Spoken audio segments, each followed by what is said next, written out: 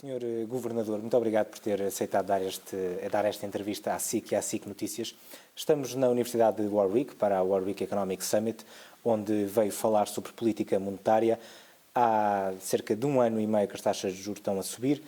Há muitas famílias portuguesas que estão asfixiadas com o aumento das prestações ao banco. Quando é que as taxas de juros descem? Muito obrigado por esta oportunidade. Enfim, estamos aqui num ambiente académico com muitos jovens muito interessados na política monetária e nas questões económicas. E isso tem boas razões por trás, aquilo que acabou de me perguntar. Nós estamos num novo estágio deste ciclo de política monetária. A inflação subiu para níveis que não tínhamos ainda conhecido no período do euro. O impacto negativo que essa inflação teria se não fosse controlada na economia e na vida das pessoas seria seguramente devastador.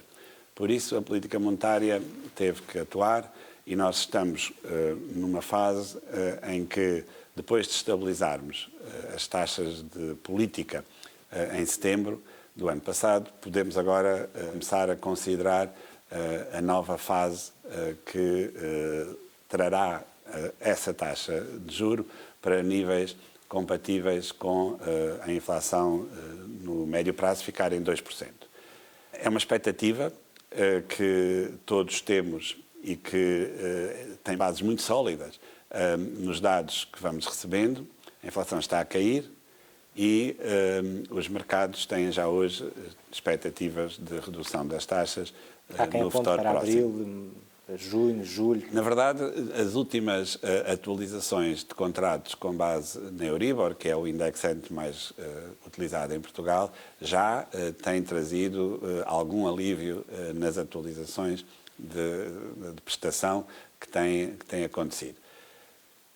Para que essa expectativa seja sólida e se mantenha, e a trajetória da Euribor é, neste momento, de redução, precisamos de ver nos próximos meses os dados da inflação permanecerem compatíveis com aquilo que é a nossa previsão. Estamos convencidos de que isso vai acontecer e, portanto, eu acho que a tal nova fase do ciclo de política monetária vai, com certeza, materializar-se e trazer-nos esse... eu vou usar a expressão que muitos na banca central não gostam, mas que é efetiva, de algum alívio. Não devo deixar de fazer o seguinte alerta. Mesmo quando as taxas de juros começarem a descer, a restritividade da política monetária vai se manter. Vai se manter durante mais algum tempo, até ao momento em que possamos alinhar essa taxa de juro com o valor que no médio e longo prazo será compatível com a inflação permanecer a 2%. Mas concorda com Christine Lagarde quando diz que as taxas podem descer no verão ou acha que tem que ser antes? Nós seguimos sempre os dados. Essa é a regra. Qualquer desvio a esta afirmação não segue as regras que estabelecemos no Banco Central Europeu e, portanto, não somos dependentes do calendário, não temos indicadores que nos permitam, do ponto de vista da política, estabelecer datas para determinado evento acontecer. Temos estado a ser surpreendidos em baixa com a trajetória da inflação. Os números têm vindo inferiores àqueles que são àquelas que são as nossas previsões. A economia europeia não cresce há 5 trimestres. Existe esse risco de o aumento das taxas de juros provocar uma recessão em Portugal e na zona euro? Não está no nosso cenário central, portanto, não é a trajetória mais provável, segundo a nossa avaliação. Esse risco existe sempre. E para evitar esse risco, era precisamente aquilo que eu lhe estava a dizer. Temos que interpretar a descida sustentada da inflação como sendo, efetivamente, uma trajetória que nos dá confiança da convergência da inflação para 2%. Temos que ler a economia como ela se nos apresenta. E a área do euro não cresce, como eu lhe dizia, há 5 trimestres. Este primeiro trimestre de 2024 é um enorme desafio, de novo, para o crescimento na área do euro. E o mercado de trabalho tem sido o grande sustentáculo das boas condições que, ainda assim, do ponto de vista laboral, social, existem na área do euro. O mercado de trabalho tem hoje, em Portugal e na área do euro, os valores mais altos de emprego que alguma vez registámos. Nunca houve tantos europeus, como também nunca houve tantos portugueses, a participar no mercado de trabalho. Os salários acompanharam todo este processo, de forma contida, porque para manter níveis de emprego como aqueles que hoje temos, com uma economia que não cresce, nós temos que ser muito conscienciosos na subida dos salários. A mesma coisa se aplica às taxas de lucro e às margens de lucro das empresas. Elas devem ser contidas para não criar pressões inflacionistas maiores.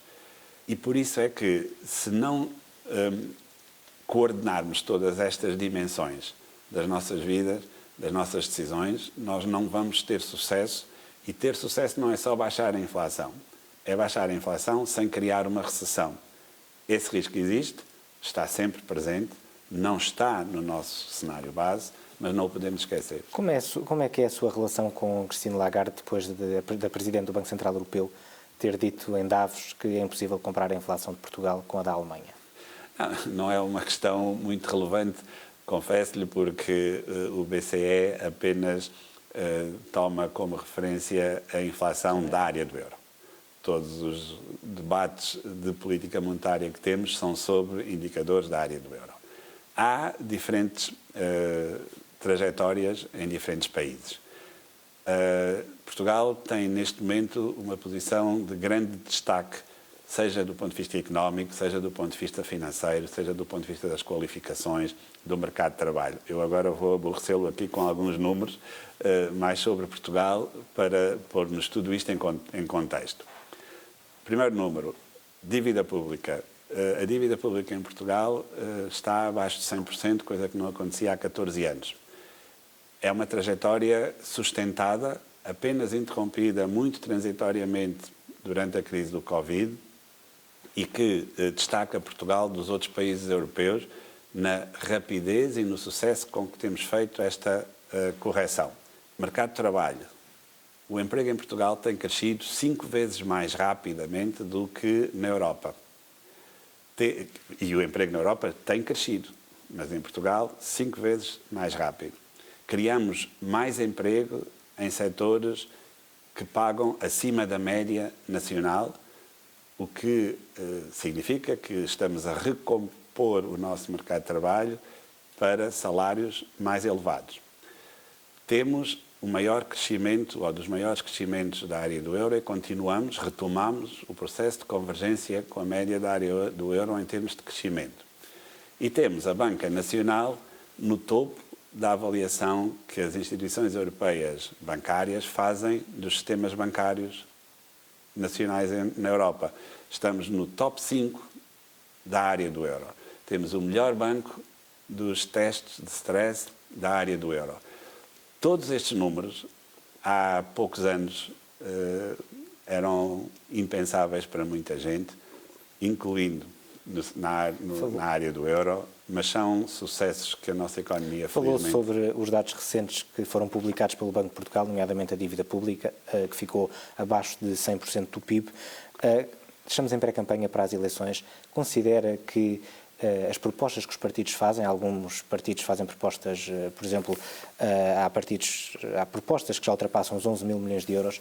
Considera que estas propostas, se chegarem a ver a luz do dia, podem pôr em causa as contas públicas e, nomeadamente, a meta que se atingiu com o rácio da dívida pública? Lá está uma pergunta difícil para um governador de um Banco Central responder. Deixe-me responder-lhe da seguinte forma, de forma mais normativa. Todos estes números que eu acabei de lhe dizer consistem na interação, ou resultam da interação positiva entre um pilar financeiro, que é de estabilidade, e um pilar mais estrutural, como as qualificações, a produtividade, o investimento, que tem sido uma realidade constante em Portugal. Pôr em causa qualquer destes dois pilares é pôr em causa o resultado final.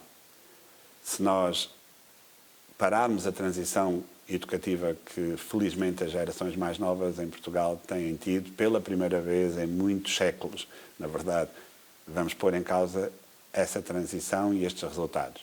Se desafiarmos a estabilidade das contas públicas ou da trajetória da redução da dívida, vamos pôr em causa estes resultados. Portanto, eu estou certo que no processo de decisão, que é sempre coletivo, olharemos e continuaremos a olhar em Portugal para estas decisões com esta ideia por detrás, que é o país encontrou pela primeira vez em muitos anos uma trajetória de consolidação a todos os níveis da nossa sociedade, da nossa economia e desafiá-la vai requerer alternativas que, enfim, ou são compatíveis com essa trajetória ou, na minha opinião, não serão adotadas. O Banco de Portugal prevê um crescimento de 1,2% para este ano. Acha que, com a instabilidade que se vive em Portugal no Governo da República, dimos eleições, os Açores e agora mais recentemente a Madeira, este crescimento pode ficar, esta meta pode nem sequer ser atingida? Nós fomos surpreendidos em alta com o crescimento da economia portuguesa no quarto trimestre do ano, numa dimensão bastante significativa. Os 0,8% de crescimento em cadeia face ao terceiro trimestre no final do ano foram uma excelente surpresa para a estimativa que o Banco de Portugal tinha.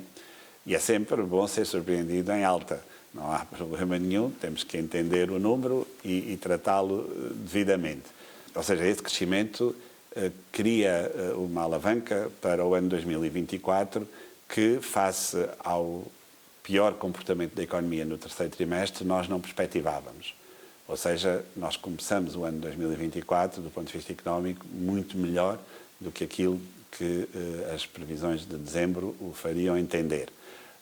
O que significa que, se não se passasse mais nada, em março, quando atualizássemos as nossas previsões, iríamos rever em alta o número do crescimento económico. E é algo que já não vai acontecer?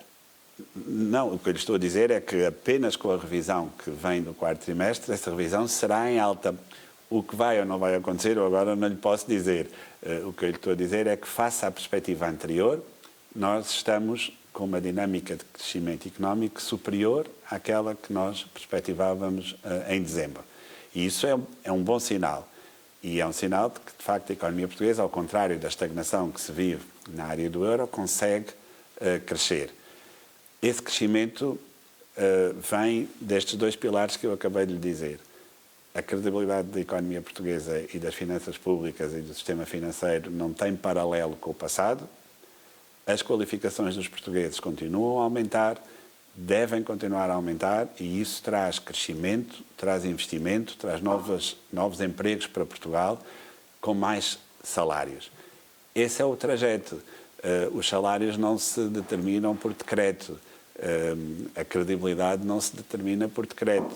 Tudo resulta de compromissos que são assumidos, são cumpridos, os números aparecem, e a valorização e a avaliação da sustentabilidade da dívida, da capacidade da economia portuguesa crescer, do seu PIB potencial, tem vindo a ser revista em alta, e esse trajeto só pode ser positivo para todos e deve continuar. Um dos pilares que referiu é a estabilidade. Acha que teria havido mais estabilidade política se o senhor se tivesse tornado Primeiro-Ministro no modelo proposto por António Costa? Isso é uma pergunta que não é nem de política monetária, nem interessa aos portugueses no médio prazo. Portanto, vamos deixá-la para outras análises. Mas gostava de ter sido? Não é um assunto que esteja na minha cabeça, não esteve. Foi a maior preocupação naquele momento, minha, e penso que de todos os responsáveis que tomam decisões em Portugal, foi clarificar que Portugal é um país estável, que tem as instituições a funcionar. Desde que as instituições funcionem, o país faz progressos, porque é isso que os portugueses querem e é isso que os resultados mostram. E, perante momentos de instabilidade, devemos todos contribuir para que essa instabilidade seja reduzida e entendida lá fora.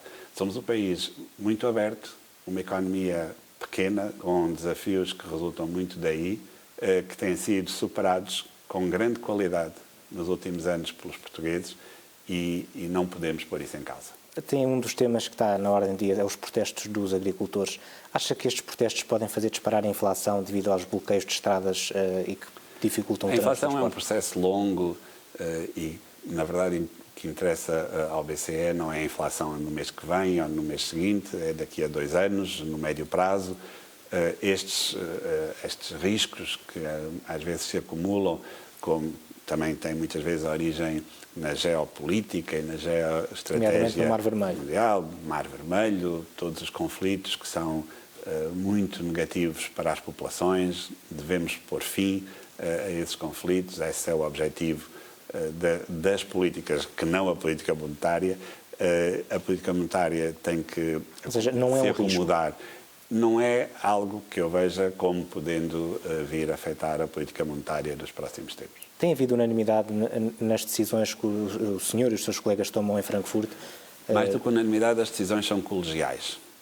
E, portanto, quando tomamos uma decisão, tomámos-la porque o colégio de votantes, que na verdade consiste no Conselho de Governadores, ainda que haja um sistema de rotatividade de não votantes, mas isso não é muito relevante.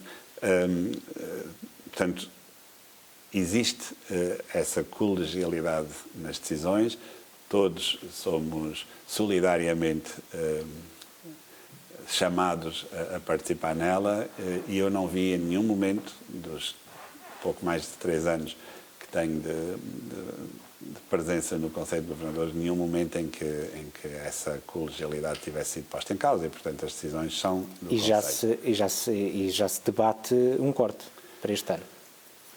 O problema de assumir o debate do corte é que se cria pressão e expectativa sobre o momento em que ele vai acontecer.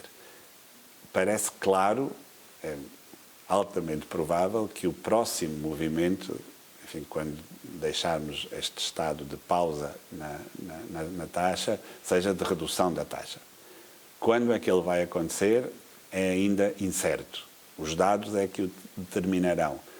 Toda a informação que tem vindo a ser publicada e divulgada e que recebemos nas múltiplas análises de que beneficiamos, mostra que esse momento chegará mais cedo do que, por exemplo, poderíamos pensar há 6, 9 meses, porque a inflação tem vindo a cair mais rápido do que esperávamos. Mas a data exata, os dados o dirão. Uma última questão que lhe pergunto relativamente ao seu futuro. Foi Ministro das Finanças, Presidente do Eurogrupo, é Governador do Banco de Portugal. Onde é que se vê daqui a uns anos? A falar consigo. Sr. Governador, vai fugir à questão. Se não for em Warwick, que seja noutro sítio e que possamos beneficiar daquilo que é, na verdade, a muito boa trajetória que Portugal tem. Mas vê o seu futuro dentro ou fora de Portugal? Não é um tema que me detenha muito nestes momentos. Nós, quando estamos numa função, estamos focados em desempenhá-la. Ela é muito exigente, necessita de muita comunicação, de muita partilha de informação, de muito envolvimento. Para que isso aconteça de forma efetiva, temos que estar focados. É exatamente isso que eu sempre estive nestas minhas funções, como estive nas anteriores. Muito obrigado por ter aceitado este convite da SIC e da SIC Notícias para esta entrevista aqui na Universidade de Warwick. Muito obrigado.